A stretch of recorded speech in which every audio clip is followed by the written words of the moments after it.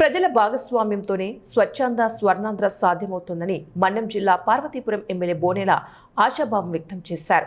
ప్రజల ముఖ్యమంత్రి చంద్రబాబు నాయుడు స్వర్ణాంధ్ర స్వచ్ఛాంధ్ర గురించి కలలు కనడమే కాకుండా వాటిని సుసాధ్యం చేస్తున్నారని తెలిపారు.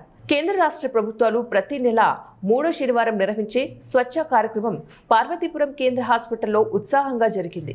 ఈ కార్యక్రమానికి ముఖ్య అతిథిగా పాల్గొన్న ఎమ్మెల్యే విజయ్ చంద్ర హాస్పిటల్ పరిసరాలను క్షుణ్ణంగా పరిశీలించారు. పారిశుద్ధ సిబ్బందితో మాట్లాడి పరిసరాల పరిశుభ్రతపై ఆరా తీశారు. తడి పొడి చెత్త డబ్బాలను తనిఖీ చేశారు. వైద్య ఆరోగ్య శాఖ సిబ్బందితో కలిసి స్వచ్ఛాంధ్ర స్వర్ణాంధ్ర ప్రతిజ్ఞ చేశారు. ఈ సందర్భంగా ఎమ్మెల్యే విజయ్ చంద్ర మాట్లాడుతూ సుదీర్ఘకాలంగా పారిశుద్ధ్యం కోసం ప్రయత్నాలు సాగుతున్నప్పటికీ తగిన ఫలితం లేకపోవడంతో ప్రధాని నరేంద్ర మోదీ, ముఖ్యమంత్రి చంద్రబాబు నాయుడు బృహత్తర కార్యక్రమంలో ప్రజలను భాగస్వాములను చేయాలని నిర్ణయించినట్లు తెలిపారు. ప్రజలందరూ కూడా తప్పనిసరిగా ఈ కార్యక్రమంలో భాగస్వాములు కావాలని కోరారు. ప్రపంచంలోని ఇతర దేశాల్లో పారిశుద్ధ్యం పట్ల ప్రతి ఒక్కరికి బాధ్యత ఉంటుందని, మన దేశంలో మాత్రం ఇంకా ఆ వాతావరణం అలవడలేదని పేర్కొన్నారు. ఈ కార్యక్రమంలో మున్సిపల్ కమిషనర్ సిబ్బంది, వైద్య అధికారులు సిబ్బంది పాల్గొన్నారు. సంబంధించిన ఐవి సెట్, క్యాన్యులా, కెథెటర్స్ ఇలాంటివి రెడ్ లో వేస్తాము. అండ్ ఏదైనా షార్ప్ నీడిల్స్ ఉంటే కనుక దాన్ని నీడిల్ కట్టర్తో కట్ చేసిన తర్వాత ఆ విరిగిన ముక్కల్ని sharp objects puncture proof container white colour లో ఉంటుంది, దాంట్లో వేస్తాము.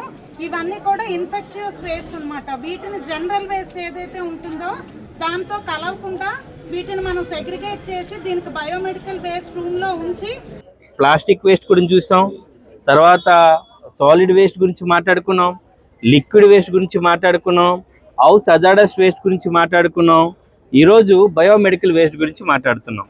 అంటే వివిధ కేటగిరైజేషన్లో చెత్తని ఒక్కొక్క విధంగా మనం ట్రీట్మెంట్ చేయాల్సిన అవసరం ఉంది.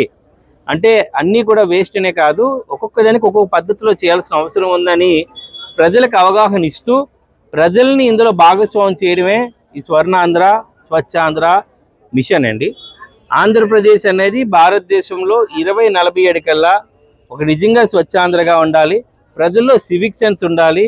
చెత్తని ఎవరైనా బయటికి వేయాలని ఆలోచించేటప్పుడు కూడా భయపడేటట్టు ఉండాలి. ఇది నాది, ఈ ఊరు నాది, ఈ జిల్లా నాది. మన ఇంటిని అయితే ఎంత పరిశుభ్రంగా ఉంచుకుంటామో మన పరిసరాలను కూడా అంతే పరిశుభ్రంగా ఉంచుకోవాలి. భారతదేశంలో ఇప్పటికీ లేనిది ల్యాక్ ఆఫ్ సివిక్ సెన్స్ అంటారు దాన్ని. వేరే దేశాలకి మీరు వెళ్ళేటప్పుడు ఎక్కడైనా రోడ్ల మీద కూడా చెత్త వేయలేరు, ఉండదు కూడా. ఎందుకంటే ఇది వాళ్ళ జీవితంలో ఒక భాగం అయిపోయింది. కానీ అది కూడా మన ప్రజల్లో చేయాల్సి, ఇంత హ్యూజ్ పాపులేషన్ ఉన్న మనం ఈ చెత్తని కూడా ట్రీట్మెంట్ కరెక్ట్గా చేయాల్సిన అవసరం ఉంది.